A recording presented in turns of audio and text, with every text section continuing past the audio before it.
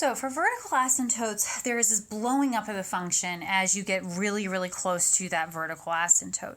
And so the question is, what would cause that blowing up? And that blowing up is going to mean that the function has to get really, really, really big. So if you think about like 5 over 0.00001, if you put that in on your calculator, you're going to see that you get a really, really big number. So a big number, there's two ways to get it. Of course, you could have a really big number in the numerator, or you could have a really, really small number in the denominator. And so you see that this denominator being very close to 0, that is what is causing this big number. So when we want to find our vertical asymptotes, what we do is we set our denominator equal to 0. So if you look at question number 77, when they ask you to find the vertical asymptotes, you would just set x plus 3 equal to 0. Now to solve that, you first notice that it's a linear equation because it's x to the first. So we just isolate, we subtract 3, we get x is equal to -3. And that line is our vertical asymptote. So our vertical asymptote is -3. Now, some of this just becomes a question of how do we solve the denominator equal to 0. So if you look at question number 78 here, if I were to take the denominator and set it equal to 0, now I need to solve this equation, x times x plus 4 is equal to 0. So you first try to identify what type of equation that is.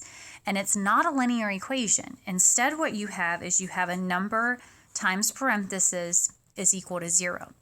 And whenever you have that form, you get very excited because that means that it's already factored. It's in factored form. So what we would do is we would just set the factor x equal to 0 and then the x plus 4 equal to 0. From x is equal to 0, there's nothing to solve for. From x plus 4, you have a first power, so you're going to subtract 4, and get x is equal to -4. So these two lines would be your vertical asymptotes. Now, if you compare that to the next question where you have x squared plus 2, if we set that denominator equal to 0, we then have to solve this equation, and we ask ourselves first what type of equation that is. So when you look, the highest power you have is a 2, so that means you have a quadratic equation. Now, this is a sum here, so we cannot just say it's going to be x plus 2, x minus 2, or something like that. Instead, we have to use the square root method because we can get it as x squared is equal to a number.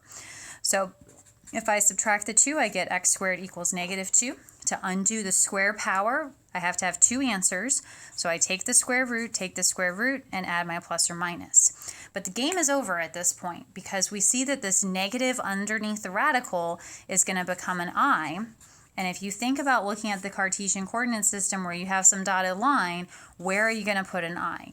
And so this means that there are no vertical asymptotes because we ignore the imaginary numbers.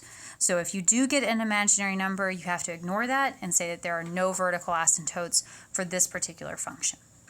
So again, the big thing is set the denominator equal to 0, identify the type of equation you have, and then go from there.